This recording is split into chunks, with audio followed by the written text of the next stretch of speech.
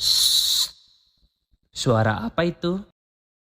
Bisikin, bincang asik dengan internis.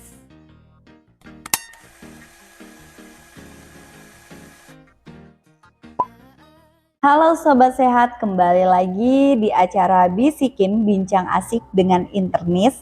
Dengan saya sendiri, Bidan Winda, dan tentunya bersama Dr. Iketut Adi Suryana, SPPD, di mana kita masih di Rumah Sakit Awet Muda Narmada ya. Di sini kita dengan tema mitos dan fakta. Oke, di sini kita langsung saja. Halo Dok. Halo Winda, Apa kabar Dok? sehat luar biasa. Luar biasa. Dok, kali ini kita dengan tema Dok. Mitos dan fakta terkait rokok dan rokok elektrik. Oke, di sini pertanyaannya Dok, langsung saja. Sekali merokok tidak akan menyebabkan kecanduan. Apakah mitos dan fakta? Mitos. Kenapa? Karena kalau biasanya kalau sekali merokok, sekali, besok sekali, lama-lama kan Terusan kecanduan. ya. Jadi nggak ada namanya kita bilang sekali-sekali aja merokok nggak kecanduan, tapi besoknya lagi sekali-sekali itu sudah tahap kecanduan.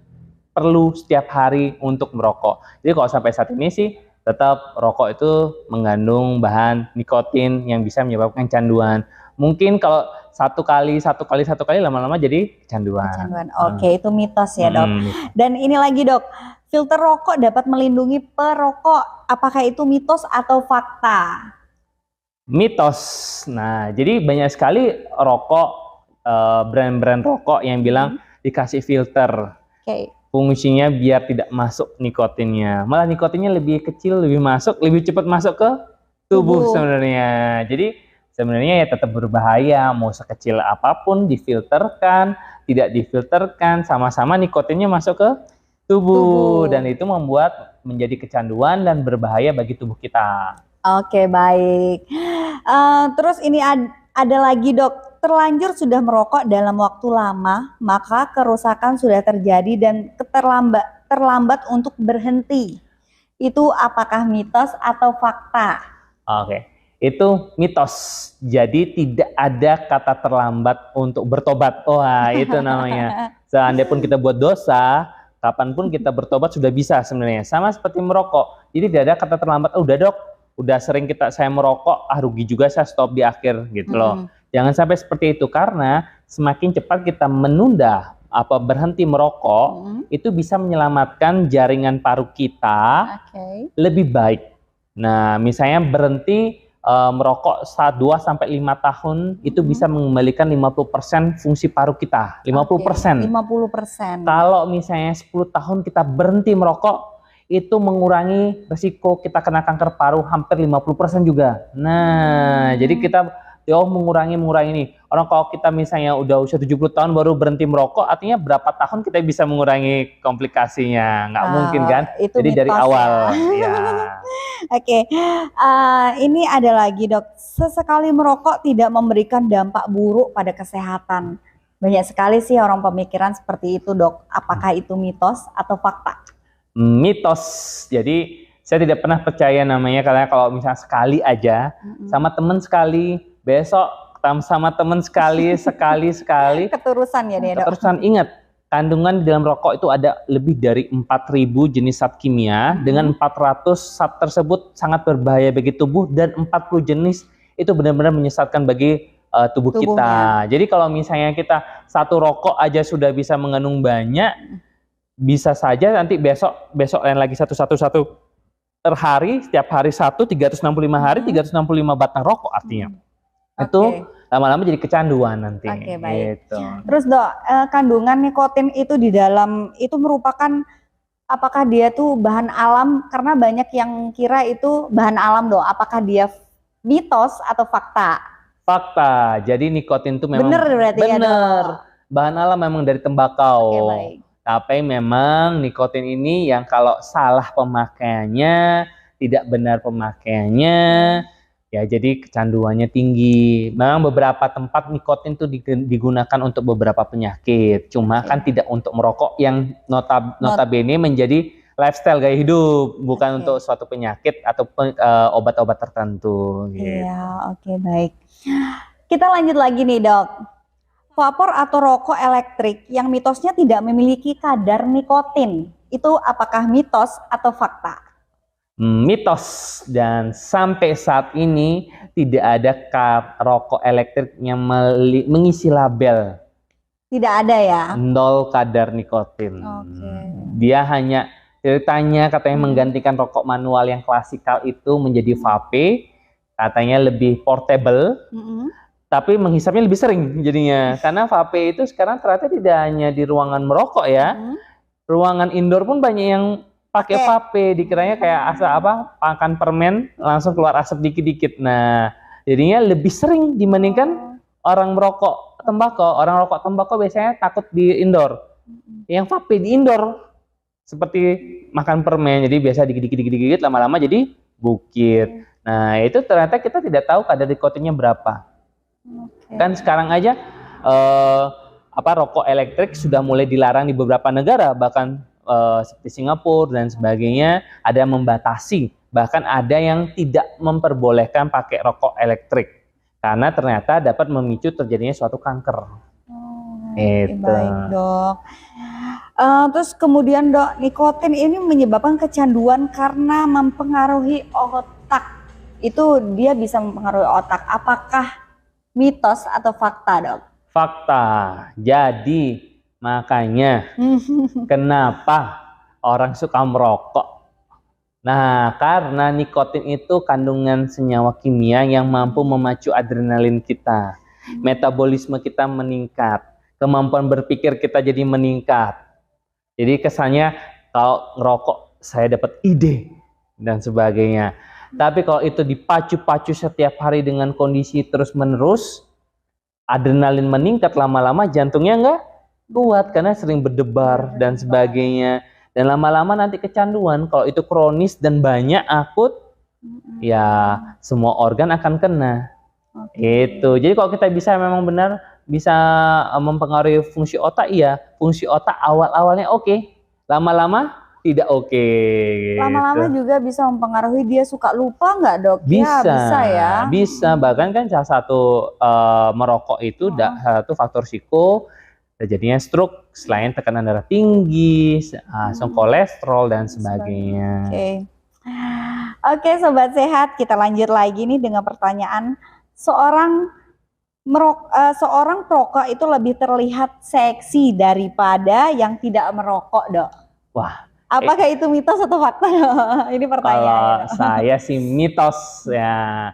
Karena saya tidak pernah lihat orang seksi itu dari rokok ya. Kalau merokok itu saya mikir seksi dari mananya, kecuali tidak pakai baju gitu kan pakai seksi ya. Saya sih itu memang vulgar ya. Vulgar itu ya. Dan menurut saya seksi itu dipandang tiap orang beda-beda. Ya.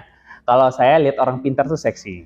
Nah, kalau bisa pintar, bicara, bisa menjelaskan solusi dan sebagainya, itu seksi menurut saya.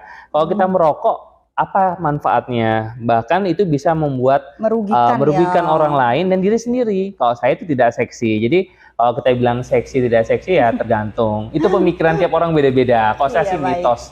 Mitos gitu. Ya, Dok ya, tentunya. Oke. Jadi ini berhenti merokok bisa membuat tubuh sakit, Dok. Apakah itu mitos atau fakta? Karena banyak sekali pertanyaan seperti itu, Dok. Ya. Sebenarnya itu mitos. Jadi mungkin pertama kali berhenti merokok itu tidak terbiasa. Namanya orang kecanduan merokok. Jadi ada sesuatu yang hilang.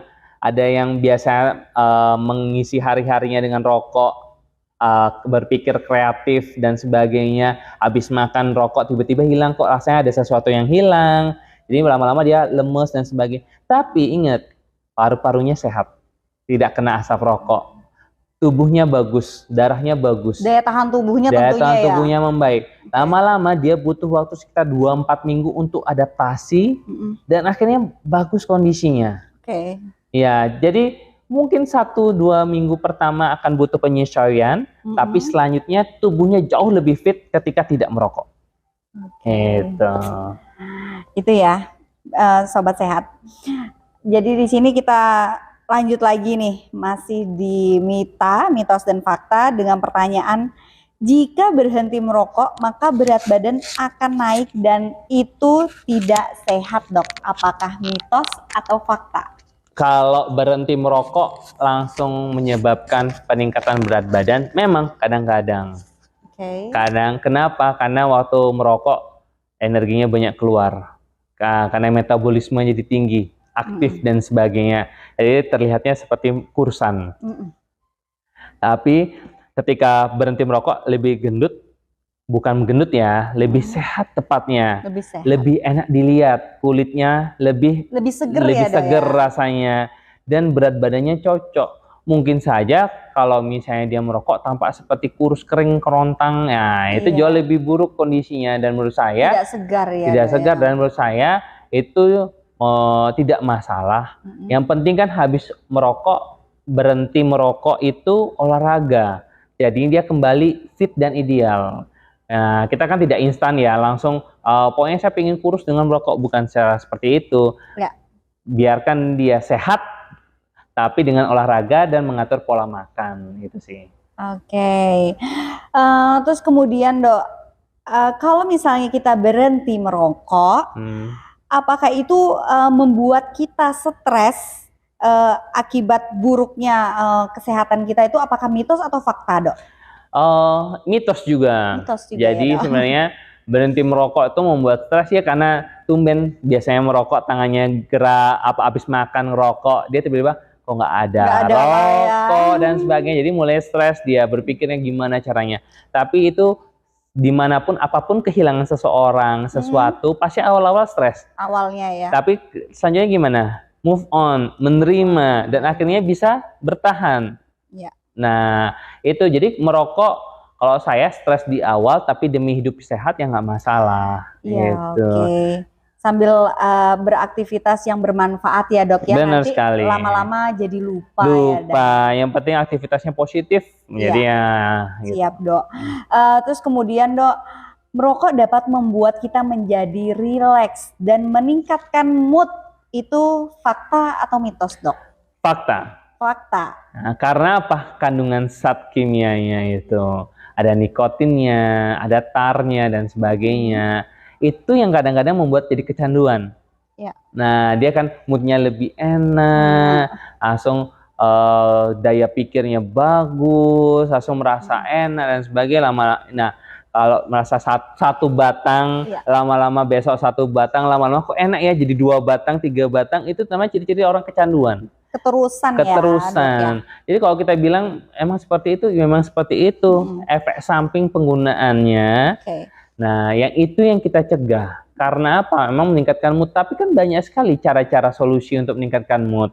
Makan yang bergizi, olahraga, ketemu sama teman-teman, ngobrol tanpa rokok. Nah, itu juga bisa meningkatkan mood tanpa harus menggunakan rokok sebagai alasan untuk meningkatkan mood. Oke, itu Sobat Sehat, itu adalah fakta ya. Dan kemudian kita lanjut lagi nih Dok. Pak Dokter Adi, jika berhenti kita tuh merokok, saya tidak akan kreatif lagi. Apakah itu mitos atau fakta Dok? Mitos. Jadi bukan berarti langsung tumpul pikirannya ya, tidak bisa berpikir. Memang di awalnya dia akan seperti bilang bahwa ini akan meningkatkan mood dan memperbaiki kinerja otak di awal penggunaan rokok.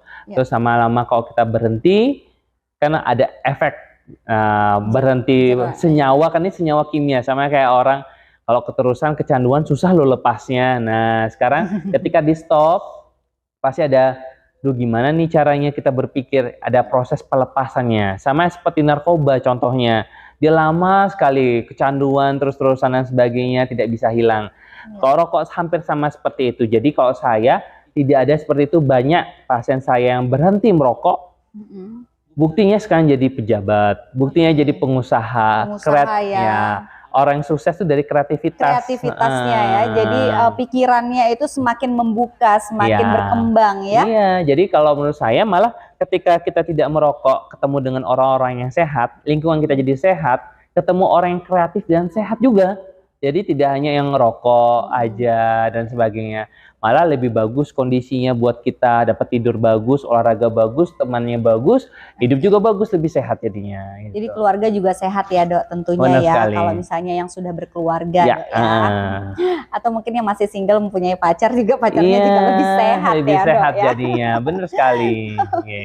Oke Dok, kita lanjut lagi nih Dok. Kalau merokok tidak sampai 5 batang per hari, tidak berbahaya untuk tubuh, itu apakah mitos atau fakta Dok? Mitos. Jadi ditekankan sekali lagi bahwa di dalam rokok itu ada lebih dari 4.000 senyawa zat kimia dan hampir 400 itu sangat merugikan tubuh dan 40 jenisnya itu sudah sangat berbahaya bagi tubuh. Dan kalau saya mau satu itu kandungannya sama. Dikali 2, kali 3, kali 4, kali 5, 5 batang setiap hari ya jadi berapa batang? 5 kali 30 udah 1.500. Banyak banget ya Dok ya. Lama-lama nanti kalau 100, 100, 200, 300 dan sebagainya lama-lama ya tetap merugikan tubuh dan merugikan dompet kita juga. Dompetnya jadi kering ya, kantong kering ya. Kulit kering, dompetnya kering, jadi kalau bisa hentikan rokok segera. Oke, baik Dok. Kemudian di sini ada lagi Dok, resiko merokok akan menurun dengan beralih ke produk rokok berlabel mild atau light. Apakah itu mitos atau fakta Dok? Mitos. Nah, jadi kalau mild atau light itu kan dibilang katanya senyawanya lebih ringan ya. Kalau senyawa ringan tapi penggunaan produknya sering, misalnya yang pakai yang severe, yang berat isinya, rokok berat, 2 batang per hari. Kalau ketika mild, ini ringan, ini rokoknya bagus, terus penggunanya setiap hari, rokoknya 2 bongkos setiap hari, sama aja, akumulatif jadinya. Jadi tidak ada namanya, kalau saya semua rokok sudah namain rokok, mau dia mild, moderate, severe, atau berat, sama saja. Ya, jadi tidak ada namanya rokok ringan atau rokok berat. Jadi tetap jauhi rokok, kalau bisa merokok sudah hentikan segera. Oke, baik Dok. Selanjutnya Dok, merokok tidak akan membahayakan siapapun selain diri si perokok itu. Apakah mitos atau fakta Dok? Mitos. Nah, karena dia tidak hidup sendiri, bukan orang yang introvert ya, yang hidup sendiri. Orang merokok rata-rata bisa ekstrovert sambil merokok sesama perokok, sama keluarga, sama anak-anaknya. Buktinya kenapa kita bisa bilang dapat merugikan orang lain? Buktinya di tempat publik tidak boleh merokok. Kalaupun di tempat publik ada tempat perokok, dikasih ujung, kasih ruangan paling kecil, biarkan sesama perokok dia merokok saling menghisap dan menghirup asapnya. Tidak boleh di ruangan terbuka yang banyak orang yang tidak ada perokoknya. Jadi biar mengurangi namanya perokok pasif. Kalau memang ternyata hanya merugikan diri sendiri, kenapa pemerintah membuat ruangan perokok kecil, tidak boleh merokok di ruangan fasilitas publik? Karena itu tujuannya, karena perokok pasif juga memiliki risiko terjadinya kanker paru, PPOK, dan penyakit paru lainnya akibat menghirup udara ataupun polusi ataupun asap rokok yang ditimbulkan oleh orang lain. Nah, oke, baik Dok. Terus kemudian Dok, rokok elektrik bisa membantu berhenti merokok. Apakah itu mitos atau fakta? Itu adalah fakta. Bisa menghentikan rokok tembakau, tapi tidak baik juga bagi kesehatan. Nah, jadi kalau misalnya kita bilang bisa menghentikan rokok tembakau, bisa rokok elektrik. Tapi rokok elektrik itu sama-sama buruk. Buktinya tadi seperti saya bilang ada beberapa negara tetangga kita yang memblacklist, tidak memperbolehkan rokok elektrik penggunaannya di ruangan publik. Nah, itu yang kita harus biasanya diterapkan di Indonesia. Cuma karena rokok elektrik sekarang sudah banyak dan menjamur dan bahkan usianya lebih muda. Nah, tadi saya bilang kan bahwa kita tidak tahu kadar nikotin yang ada di rokok elektrik itu bagaimana. Iya, berapa ya Dok? Tapi sudah jelas-jelas ada kandungannya dan penelitian mengatakan juga meningkatkan resiko kanker nasofaring dan sebagainya. Jadi hati-hati. Jadi memang bisa menghentikan untuk kebiasaan merokok manual menggunakan tembakau, tapi rokok elektrik tidak baik juga bagi kesehatan. Iya. Nah, Jadi efeknya itu mungkin bukan sekarang ya, ya, mungkin akan datang 10 tahun menyebabkan lagi, ya 15 tahun betul. lagi gitu. Lebih baik mungkin dihindari saja ya dok ya. Siap. Oke. Oke dok, satu lagi nih dok, masih ada pertanyaan lagi. Berhenti merokok akan membuat saya kehilangan teman. Itu gimana dok? Karena kan kita sudah kecanduan, apakah mitos atau fakta itu dok? Itu jelas-jelas mitos. Kalau misalnya dengan berhenti merokok kehilangan teman, saya nggak punya teman dong.